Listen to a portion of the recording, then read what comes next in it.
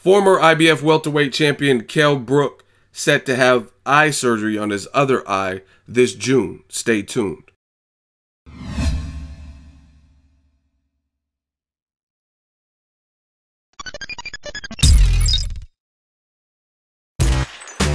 Boxingego here. If you like this video, make sure you hit the like button and also subscribe to the channel and hit the bell icon on the top of your screen to get notified when the latest new content drops.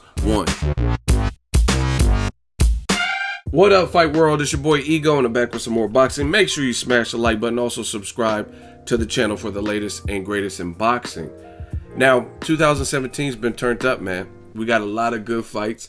One that just happened not too long ago was a meaningful welterweight scrap between IBF champion at that time, Kell Brook, and the Truth, Errol Spence Jr. And the truth hurts. And this was a step up in competition. People said Errol Spence previously had only fought guys who were at a certain level, guys who had already had losses, Chris Algieri, Leonard Bundu, things like that. So this was his big test, the guy who was undefeated at welterweight in Kell Brook. Now, Kell Brook spoke with ESPN, and the link is in the description in case you want to read the full write-up. And what he said is he's having a surgery to repair that injured eye on the opposite side, on the left side, the left orbital bone, and he's having that surgery on June 16th. Very short and simple. He says, that's all I'm saying for now. I'm having a rest for a while. That's all I'm saying for now. I'm having a rest for a while. So Kell Brook kept it brief. And post-fight, he was talking about the injury and how it was feeling. And he says, this is the direct quote from what he said post-fight when they interviewed him. I got caught in the left eye in the 7th round, and it felt really bad. It was one of the worst feelings I've ever had. Kind of like when Golovkin hit me and fractured my orbital bone. It was devastating. I just couldn't see. It was a competitive fight. He got some rounds. I won some rounds too. I felt I was winning, but my eye didn't allow me to continue. I just couldn't see. You can't fight if you can't see. I got put down and I got up because I'm a warrior. I got up and kept on fighting, but in the 11th, I just couldn't see. I had to take the knee, right? So that's his thoughts. I disagree with, I think he's a warrior, so I agree with that. I disagree that he was up. I thought early in the fight, like if you were going to look going into the 6th round or something, first 5 rounds, I would say he was up more rounds, right? But at the time of the stoppage, I don't think he should have been up. He had been knocked down already, so that's a 10-8 round. And Errol Spence Jr. had won consecutive rounds in those later rounds. And I said it before, man, you got to give the man, the Truth Spence Jr., a lot of credit. People don't take this into consideration, but the man went from 0 to 60 like fans say they want, right? He went from fighting quote-unquote nobodies to fighting a somebody. You know what I mean? So you can't make excuses after the fact, like the weight cut or his eye. I mean, these are all things that we all knew going into the fight were potential problems or problematic things, because we knew he went up to middleweight for whatever reason to fight Golovkin, so he would have to come back down. He set the tone for that. So, like, I'm not trying to sound heartless, but it's like you make your bed, you lie in it. I thought Eddie Hearn and him, they didn't have a good game plan. The middleweight move, to me, made no sense. You shouldn't have done that. Like, you should have established yourself a little bit more at 47, clear out a couple names, like maybe beat a Keith Thurman, beat Errol Spence if you could beat him, and then move up. Or if you felt you couldn't make 47 anymore, move up to the next division. Weight classes exist for a reason, and I'm going to keep stressing that. Adrien Broner, to me, has skill. He's a talented fighter. He was ripping and running through guys, Eloy Perez, Vicente Escobedo, even though he missed weight, but I think the outcome would have been the same had he made the few pounds. Guys like Antonio DeMarco, my favorite Broner performance. But you notice he jumped up 2 weight classes straight away, and he had some issue with Paulie Malignaggi. And the reason, you can say whatever you want, but the reason I say some issue is because some people thought Paulie won that fight. Some people thought Broner won that fight. Needless to say, it was a split decision. So you can't say it was his easiest fight. I thought Paulie was aggressive through a high volume, and he was giving Broner issue. But I thought personally Broner won the fight. So I don't see it controversial, but I thought it was a good fight and a competitive fight. And it was kind of a fight of halves. I think halfway Broner found something out. He knew he was stronger, and he just open up a little bit more. But it wasn't his easiest performance, you know what I mean? And Paulie's not even, respects to Paulie, I really like his boxing IQ and his boxing brain, but he's not the biggest puncher at the division. So you've seen guys like Sean Porter, guys who are rightful welterweights. Sean Porter knocked him out, you know what I mean? He fought Danny Garcia, who was new to the division too, but it wasn't, he got stopped by Danny Garcia, right? Things like that. You could say, oh, he was off a layoff and all the particulars. I know my boxing, but yet and still Broner had a split decision. And had he had time to acclimate, maybe he could have stopped him like Danny Garcia stopped him. But the weight classes exist for a reason. Obviously, the Chino Maidana fight, right? Maidana was just simply big and awkward and powerful. And it takes some getting used to, you know what I mean? Like, I think Jamal Charlo, he's moving up to 160. I would just move up and fight David Lemieux, you know what I'm saying? And he's supposed to fight Sebastian Jorge Highland on the Broner card. That makes sense. Fight somebody like that, get an acclimate, because you got to look at these fighters, man. And I'm not a politician. I'm not a promoter. I don't get money from these fighters directly. I get money from talking about fighters from my channel and like talking about the news and stuff, but I don't get paid from them. So I'm not here to make business decisions on behalf of the fighters, but I do give respect to the fighters for lacing them up and give my honest opinion. And I told you guys the Kell Brook situation was just ugly. To go up to fight Triple G at middleweight made no sense, and this is the evidence of that. You know what I mean? I really feel bad for Kell Brook because I really rate Kell Brook and I like Kell Brook, you know what I mean? And it just one bad career decision, and you never know. Fighters might not be the same. Like some guys like Antoine Douglas, I haven't even really heard. They were saying he was like gonna be the dude, you know what I mean? Put him in there a little bit too premature with the guy who was much older, who's a little tank, White Mike Tyson, Aventel Curtise, and I literally have not heard much of anything from him. You know what I mean? Maybe I'm wrong. Maybe he's been fighting, but I personally haven't heard anything about him. So you have to make things make sense for your fighter. Like you guys look at it. Another fighter that I really like, Anthony Joshua. He just had several. Eddie Hearn moved him the right way. He became. They seen like an opportunity to get a title from a guy they were pretty confident they could beat, Charles Martin. So they seized the moment. They're like, man, Charles Martin's unproven. Our guy is unproven at the elite level. He can beat this guy. You know what I mean? He won't be able to deal with his power, which was absolutely right. Boom, sat Charles Martin down. Boom, sat him down again. He's the IBF champion of the world. But Eddie Hearn was smart with that fighter. With Joshua, he built him up. He fought other tough fights, like the Dillian White. That was a tough fight. Gained confidence from beating a guy who beat you in the amateurs and floored you in the amateurs. So that helped.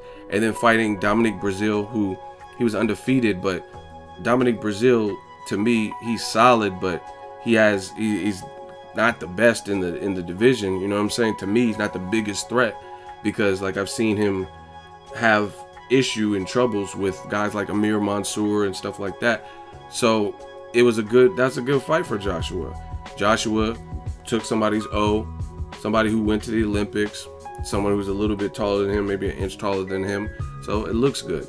You know what I mean? You stop him, then you fight Eric Molina, then you fight Klitschko. You know what I mean? Tyson Fury fails 2 drug tests, boom, his belts are now available.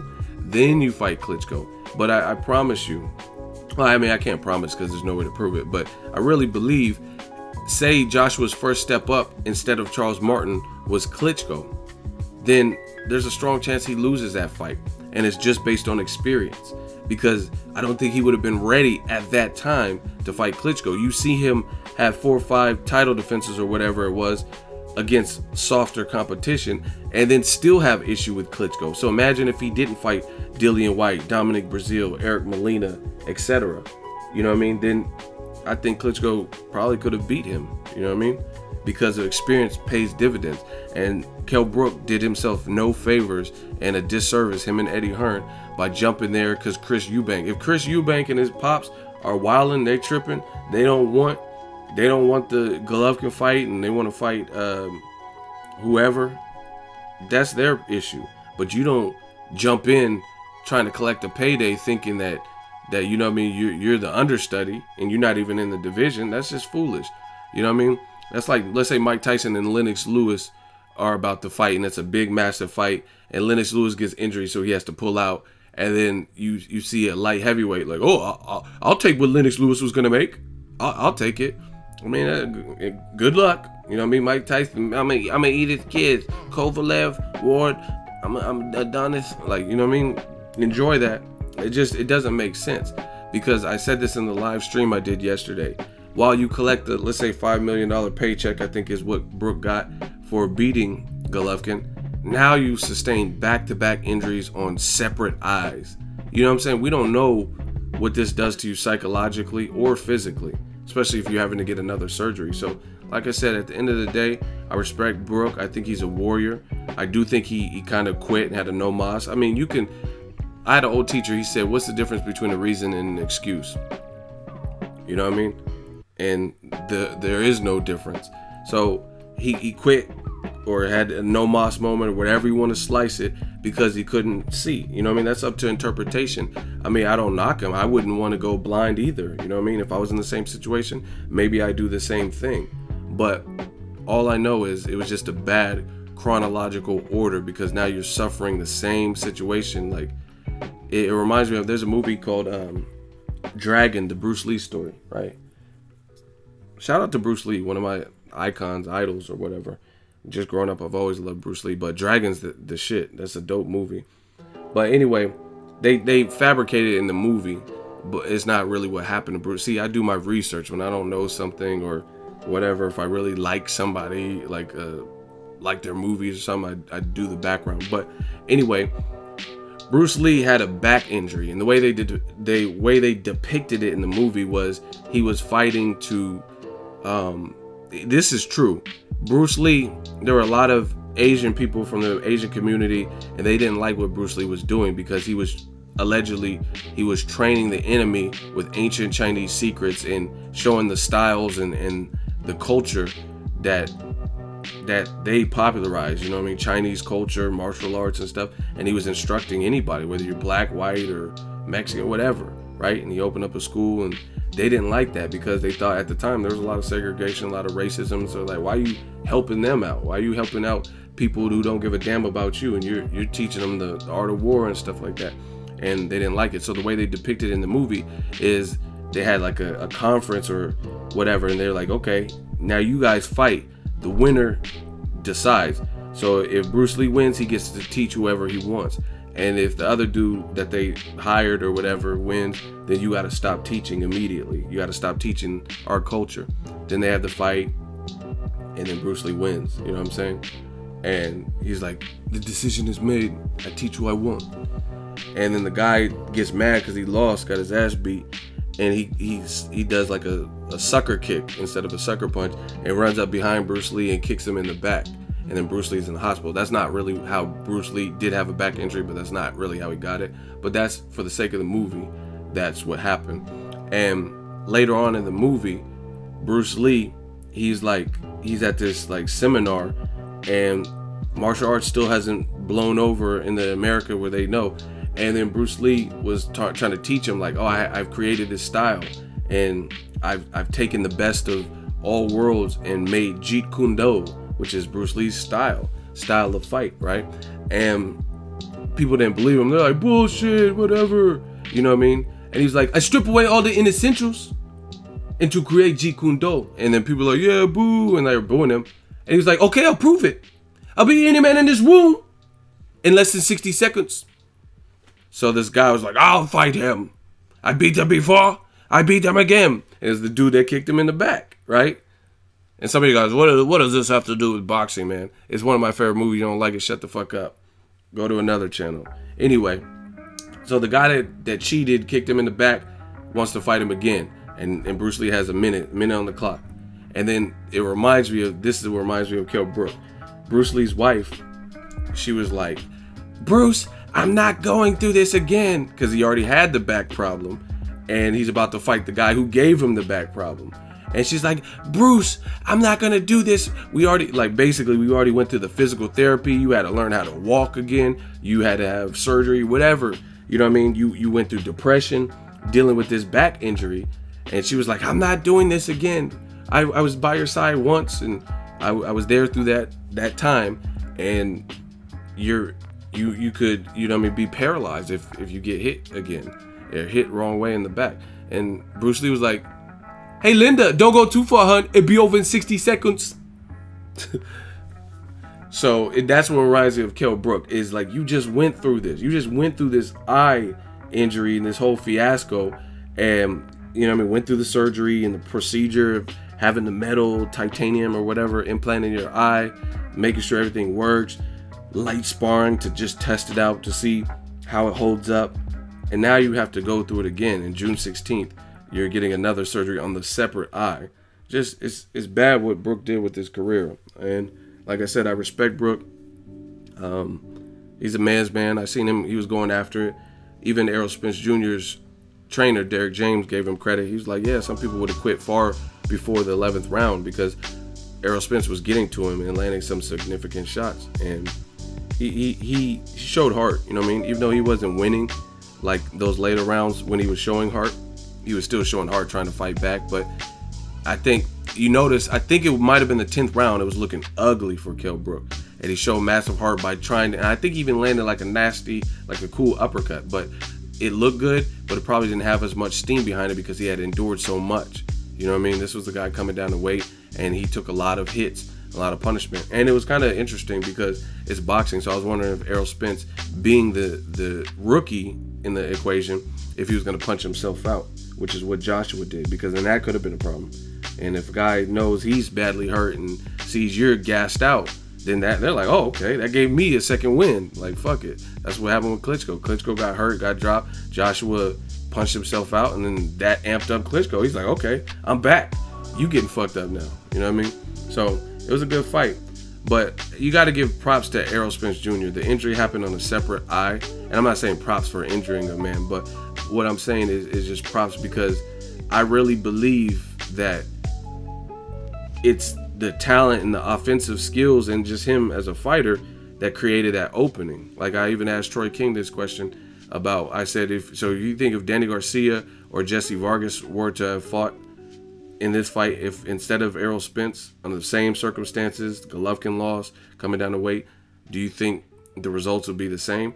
And he was like, yeah, but me personally, I don't agree with that. I don't think so. I think Errol Spence created those openings. Like, for starters, Jesse Vargas and Danny Garcia are orthodox right-handers, right? And the eye that got fucked up was the left hand. And Errol Spence is left-handed as a southpaw. So Danny Garcia has a good left hook, but it's kind of slow. He's not as athletic, you know what I mean? And he'd have to get the rhythm and the timing. And Kell Brook, the way he was jumping in and lunging in, he was very crafty. He was getting off first in those early rounds. So to me, I don't think Vargas has the power to have really done that and put such a impression on Kell Brook's eye where it would have done all that. You know what I mean? Errol Spence is hitting hard. You see it by guys' body language. Chris Algieri, he took Ruslan Provodnikov's best and was still standing by the end of the fight. Now, his eye was breaking up in that fight, but he still weathered the storm. Pacquiao, known for having a strong straight left, he dropped him 6 times, even though some of them were slips, but we'll say 6, right? And at the end of the day, he kept getting back up, and he was on his feet when the announcement was rendered or whatever, or when the final bell. But Kell Brook wasn't. So you got to give props. To me, you have to give props to Errol Spence. I think his composure was praiseworthy, because most guys, I'm not gonna say most, but there's a lot of guys who, when the going gets tough and they haven't been there, this uncharted, untested waters, uncharted territory, they're gonna fold right then and there, because Kell Brook was getting off. And to me, I've said this before, to me, this is actually better that Kell Brook started in such an aggressive and sharp fashion, because to me, I thought that would eliminate all excuses, because Kell Brook looked damn good. And it wasn't until adjustments were made that Errol Spence had to work himself back in the fight. And one thing he did consistently, which I think really created the opening, which I don't think like Danny Garcia or Jesse Vargas or maybe even a Sean Porter would have been able to do, is he was investing into the body. I haven't seen Danny Garcia dump to the body as consistently, or Jesse Vargas as consistently, as I see every single Errol Spence Jr. fight. I see an immense focus on the body attack. And I even interviewed his trainer, Derek James, and I was like, man, where does his body work even come from? Like, I mean, he's like this generation's Mike McCallum with the body snatcher stuff. You know what I mean? And I really think that's the best. That's like Roy Jones taught me, and taught me from, not personally, he like taught me, but just taught me from watching Roy Jones and studying him and him being my favorite fighter. He said some guys, they can recover, they can recover from a headshot. You go to that body. You know what I'm saying? And you go to the body, you like this in these situations, body work is super. If a guy's way too fast, go to the body. If a guy's old, go to that body. If a guy had poor training habits and maybe barely made weight or has to come down in weight like Kell Brook, go to that body. Because the body, I say it all the time, that's the polygraph test. That's the ultimate lie detector test. It'll show you who did what and who can sustain what. Some guys are just tough when it comes to headshots and getting punched in the face.